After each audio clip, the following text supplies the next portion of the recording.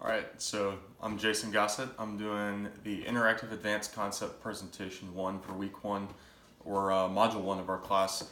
So here I've got the balloon, and then on this plate I've got some of our table salt and black pepper. Granted, our table salt, I'm not sure if this could be a limiting factor, but the only table salt we have in the house is sea salt, and it does not have iodine in it. Again, don't know if that plays a factor into it, but we'll see. So as we said in the or as you said in the presentation, I'm gonna rub the balloon against my head to negatively charge it and pass those negative electrons onto the balloon. And then if we could zoom in and come close, we'll see how it does. So you can hear it, and then we'll take a close up. So you can actually pretty quickly hear it. So in looking at this balloon, whoops, I knocked a little bit off. But in looking at it, it actually kind of has not what I would have expected. So I would have expected probably more of the black pepper to have actually attracted the balloon because it's lighter.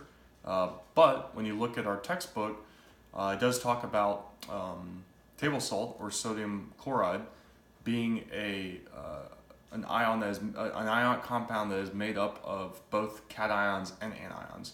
So it can be negatively and positively charged.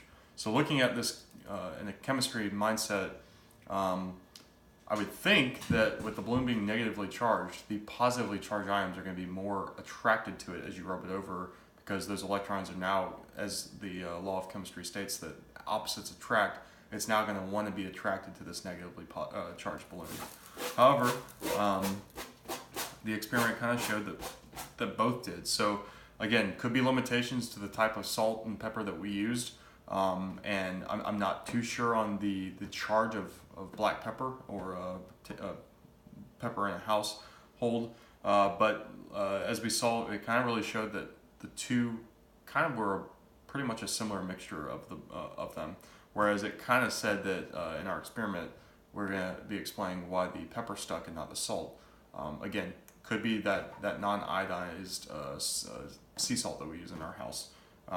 But an interesting lesson nonetheless, and I think it did help kind of, when studying and prep for this experiment, it really helped kind of paint the picture more clearly of the difference between ion compounds and cations and anions especially, and then how opposites attract and electrons can move to different objects. I mean, a perfect example of this in the beginning is the fact that the balloon becomes negatively charged because it's bringing negative electrons onto it that you're rubbing on from your head.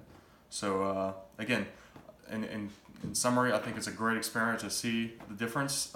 Didn't give me the result that I would have expected.